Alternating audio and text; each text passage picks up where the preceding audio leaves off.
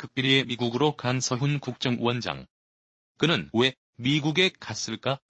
문재인 대통령의 한미정상회담을 앞두고 서훈 국정원장이 15일경 극비리에 미국을 방문한 것이 확인돼 그 배경이 눈길이 쏠리고 있다. 서훈 국정원장은 22일경 귀국하는 것으로 알려졌다. 프로서디 레이트 1.0 서훈 원장이 극비리에 미국으로 갔다는 것은 지난 17일 국회 정보위원회에서 일정을 잡으려 하자 국정원 관계자가 서 원장이 이번 주 미국 출장을 갔으며 주말기 귀국한다고 답변함으로써 외부의 비밀 출장이 알려지게 되었다. 문 대통령은 뉴욕에서 열리는 제74차 유엔 총회 참석과 한미정상회담을 위해 오는 22일부터 26일까지 3박 5일간 미국을 방문한다. 서훈 원장은 미국에 왜 갔을까? 그렇다면 서훈 국정원장은 미국을 왜 갔을까? 한미정상회담을 준비하려면 외교부 장관이 가서 진두지휘를 하는 것이 맞다. 그러나 강경화 장관은 정작 국내에 있었다. 정말 중요한 한미정상회담. 그것도 갑자기 일정이 잡힌 한미정상회담을 앞두고 가장 바빠야 할 외교부는 오히려 뒷전이고 왜 국가정보원장이 미국에 갔을까가 중요한 화두로 떠올랐다. 이유는 간단하다. 지금의 한미 간 갈등이 외교부 차원에서 논의할 수준을 넘어섰기 때문이다. 이미 우리 신문은 이번 한미정상회담은 통상적 수준의 정상회담이 아닌 문재인 정권의 운명을 건 회담이 될 가능성이 높다고 진단한 바 있다. 서훈 원장이 미국을 방문한 가장 큰 이유는 문재인 정권이 자주파가 중심되어 반미로 가려 한다는 오해를 불식시키고 굳건한 한미동맹을 기본으로 한다는 것을 설득할 필요가 있었기 때문이다.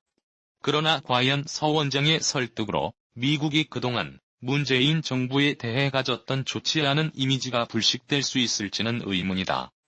지금 미국의 트럼프 정부가 문재인 정부에 대해 가지고 있는 생각은 분명하다. 문재인 정권이 더 이상 미국과 일본의 자유진영 편이 아니라 이미 북한이 더 우선이고 그리고 중국과 러시아 편에 서 있다는 것을 여러 채널을 통해 확인했다. 문재인 정권의 대북 제재 위반은 의도적이고 계획적이었으며 국제법적 규범을 무시할 정도로 광범위하게 펼쳐지고 있다고 미국은 판단하고 있다. 이미 한미동맹을 스스로 파괴할 수준의 위반 사항들이 미국의 정부당국에 의해 적발되었고 또 이를 확인했다는 것이다. 이를 일본의 아베 정부도 확인했고 이를 미국과도 공유했다고 한다. 더 이상 문재인의 한국 정부에 대한 신뢰를 거두었다. 이런 관점에서 미국의 트럼프 정부는 아주 중요한 선택의 기로에 서게 된 것이다. 둘 중에 하나이다. 도저히 신뢰할 수 없는 문재인 정부의 한국을 떠나느냐 아니면 한미동맹을 지속적으로 유지하기 위해 문재인 정부를 한국에서 털어내느냐를 결단할 때가 다가왔다는 것이다. 이러한 흐름에 와 있다는 것을 눈치챈 문재인 정부가 서훈 국정원장을 보내 트럼프 정부의 결단을 미루려 하고 있고 트럼프 대통령이 그럼에도 불구하고 문재인 정부와의 인연을 끊지 못하도록 하기 위해 직접 설득하려 보낸 것으로 보여진다. 그러나 서훈 원장의 설득은 쉽지 않을 것으로 보인다. 이는 문재인 대통령과 트럼프 대통령 간의 지난 6월 30일 정상회담 공동성명을 문 대통령이 완전히 무시했기 때문이다. 한일 간의 군사정보보호협정 GSOMIA 파기는 사실상 미국 트럼프 정부의 한미일 삼각공조를 파괴하겠다는 선언이었고 더불어 NSC까지 열어 주한미군 기지 반환을 요구한 것은 한미동맹도 깰 수 있다는 경고로 미국 정부는 인식하고 있다. 정상 간의 합의도 무시하고 친북 정권으로 폭주하는 문재인 정부에 대해 트럼프 정부가 결코 호의적일 수 없다. 아무리 입에 발린 소리로 또다시 한미동맹을 강조한다 하더라도 이를 믿을 수 없기 때문일 것이다. 그렇다면 서훈 원장에게 미국은 무슨 말을 했을까? 이는 곧 다가오는 한미정상회담에서 트럼프 대통령 또는 폼페이오 장관 등이 문재인 대통령에게 무슨 말을 할까라는 질문과 같다. 가장 우선적인 요구는 문재인 정권이 한미일 동맹편에 서 있다는 것을 미국 정부가 확신할 수 있도록 행동으로 내보이라는 것일 것이다.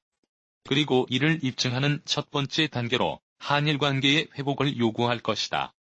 지소미아의 원상복구는 당연한 수순이다. 그러나 문 대통령이 이를 수용하기는 쉽지 않을 것이다. 그럴 마음이 있었다면 유엔 총회 참석차 미국을 가는 길에 뉴욕에서 한일 정상회담을 얼마든지 열 수도 있었다. 사실 한일 정상회담에 대한 논의도 있었던 것으로 보인다. 그러나 문재인 정부는 한일 정상회담을 열 계획이 없다고 발표했다. 시간이 없는 것이 아니라 마음이 없는 것이다. 왜 그럴까? 이유는 간단하다. 문재인 정권에게 국익은 소중하지 않다. 그보다 더 중요한 것이 진영 놀리고 우리 편 챙기기다. 이를 통해 내년 총선에 임하려는 얄팍한 수를 부리고 있다. 그런데 반일 프레임으로 총선을 치르려면 정상회담을 해서는 안 된다. 한일 간의 관계 개선은 더더욱 안 된다. 이렇게 국익을 무시한 정권이기 때문에 아무리 미국의 권유가 있다 할지라도 한일 간 관계 회복을 문재인 정부가 먼저 시도할 까닭이 없는 것이다. 문재인 정부는 지속적으로 강제징용권을 내세우면서 일본 정부의 사과를 요구한다. 사실상 일본 정부가 먼저 항복하라는 것이다. 그런데 이것은 말도 안 되는 주문이다. 지금의 한일 관계가 틀어진 근본 요인이 강제징용이 아닌 문재인 정부의 종북적 행태에서 비롯되었기 때문이다. 그러니 아베 정부가 나서서 한국 정부의 사과할 리가 만무하다. 오히려 아베 정부는 이번 기회에 문재인 정부가 친북적 노선에서 벗어나지 않는다면 결코 한일 간 관계를 회복시키지 않겠다고 하고 있다. 한미일 동맹평에서 다시 서지 않는 상황에서 한일 관계 회복은 무의미하기 때문이다. 물론 문재인 정부가 지소미아의 원상 회복을 받아들일 가능성은 있다. 그러나 이 역시 한일 간의 관계가 어느 정도라도 회복되어야 시도할 것이다. 여기에 문재인 정부의 딜레마가 있는 것이다. 앞뒤 보지 않고 포퓰리즘 선동을 위해 한일 간 관계를 이렇게 만들어 놓았지만 이젠 한미 관계마저 수렁으로 빠졌으니 어디서부터 손을 대야 할지 난감한 상황에 처해 있는 것이다.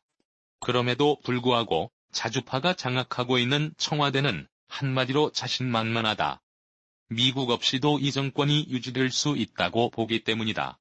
그 교만함 때문에, 그 오만 때문에 문재인 정권은 앞으로 더한 위기에 빠질 수도 있다. 이를 문 대통령은 모른다. 그만큼 세상을 보는 시각이 일천하다는 의미다. 상황이 이렇게 흘러가다 보니 문재인 정권 모두가 한미정상회담 분위기를 만들기 위해 나섰다. 마치 호떡집에 불난 듯한 모습이다. 우선 청와대부터 바빠졌다. 마치 상전 나라에 조공하듯 트럼프 대통령 비위 맞추기 종합 선물 세트를 준비하는데 여념이 없다. 문 대통령이 트럼프 대통령을 만났을 때 우리 기업과 정부 기관들의 대미 투자 계획을 밝힌다고 한다. 상상을 초월할 정도의 어마어마한 규모를 준비 중이라는 소문이다. 지금 한국 경제도 어려운데 우리나라도 아닌 미국에 투자하는 것을 대통령이 앞장서서 하고 있는 셈이다. 어쩌면 기업 입장에서는 오히려 미국 투자를 반길 수도 있을 것이다.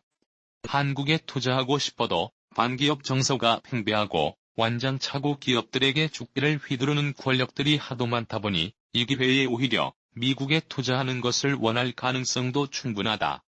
어찌되었건 엄청난 규모의 대미 투자로 트럼프 대통령에게 환심을 사려 하고 있는 것이다. 지난 4월에 미국 방문에서는 10조 원 이상 규모의 무기를 구매했고 이번에는 기업들의 등을 떠밀어 또 선물 세트를 준비하고 있는 것이다. 이뿐 아니라 청와대 안보실도 젠걸음 행보를 보이고 있다. 김현종 2차장이 19일 에이브럼스 사령관과 만났다. 아마도 청와대 내 자주파의 핵심이라고 불려지는 자신이 직접 주한미군 사령관을 만나 한미 동맹 위기에 대한 소문들을 무마하려 했을 것이다. 그것도 다음날 강경화 장관보다 하루 먼저 만났고 그것도 자신의 SNS를 통해 공개했다는 것도 이채롭다. 마치 외교부와 힘겨루기라도 하는 모양새다. 아니면 한미정상회담이 잘 될 경우를 대비해 서로 공을 다투는 모습인지도 모르겠다. 이에 질세라 강경화 외교부 장관도 20일 경기 평택 오산 미공군 기지를 방문해 시설을 둘러본 뒤 황성진 공작사령관과 케네스 윌즈 바컴 E-70 군사령관이 참석한 가운데 한미 공군 장병 20여 명과 오찬 간담회를 가졌다. 이어 캠프 험프리스 미군 기지로 이동해 에이브럼스 주한미 군사령관과 면담했다. 강 장관의 미군 기지 방문 때 해리 해리스 주한 미국 대사도 동행했다. 강 장관 역시 한미 동맹에 전혀 이상이 없다는 것을 대외적으로 보여주기 위한 행보로 보여진다. 이 모든 것들이 한미 정상회담에서의 파국적 결말을 막기 위한 문재인 정부의 물새는 둥맞기의 일환인 것이다. 결론은 어떻게 날까? 옛말에 한식에 죽으나 청명에 죽으나 마찬가지라는 말이 있다. 한식과 청명이 불과 하루 차이니 독인객인이라는 뜻이다. 어쩌면 문재인 정부를 향한 미국의 결단도 이와 비슷할 것이다. 문재인 정부에 대한 판단이 이미 내려진 상황에서 갑자기 선물 공세와 친한 척 쇼를 벌이는 문재인 정부에 대해 미국 정부가 모든 결단을 거둘리 만무하기 때문이다. 물론 그 시기를 일단 연기할 가능성은 충분히 있다. 미국 입장에서 트럼프 대통령의 재선 가도에 힘이 될 수 있는 선물 세트를 마다할 이유가 없기 때문이다. 그런 관점에서 이번 한미 정상회담은 트럼프 대통령의 분노를 일단 삭히는 계기가 될 수도 있을 것이다. 그렇다고 트럼프 정부가 문재인 대통령에 대한 포기 카드를 거두어 들였다고 보기는 힘들 것이다. 왜냐하면 문재인 정부의 본질이 변하지 않는 한 또다시 미국을 배신하고 친북과 친중으로 나아갈 것으로 보이기 때문이다. 이번 한미 정상회담 후 문 대통령이 아베 총리와 정상회담 제의를 하게 될 것인지를 말이다. 그리고 지소미아 파기를 거두어들일 것인지를 주목해보면 된다. 만약 문 대통령이 한일 관계 회복에 선제적으로 나서면서 지소미아 원상복구에 나서는 모습을 보인다면 문재인 정부에 대한 미국의 심판은 잠시 미루어질 수 있겠지만 문재인 정부가 선물만 주고 한미일 동맹으로의 복귀를 서두르지 않는다면 어차피 문재인 정권에 대한 심판 카드는 다시 거론될 수밖에 없을 것이다. 이렇게 안하무인으로 외교 관계를 끌고 가는 정부는 처음 봤다. 우물한 개구리도 이 정도는 아닐 것이다. 미국 무서운 줄 모르고 날뛰다가 된통 얻어맞는 모양새다. 저렇게 무주몽매한 정권 때문에 국민들만 피를 본다. 상황이 이럼에도 이번 미국 방문 때 또 남북 관계를 말한다면 이제 미국과 전 세계로부터 구제불능이라는 핀잔을 듣게 될 것이다. 그리고 문재인의 운명도 거기서 끝나게 될 것이다. 30S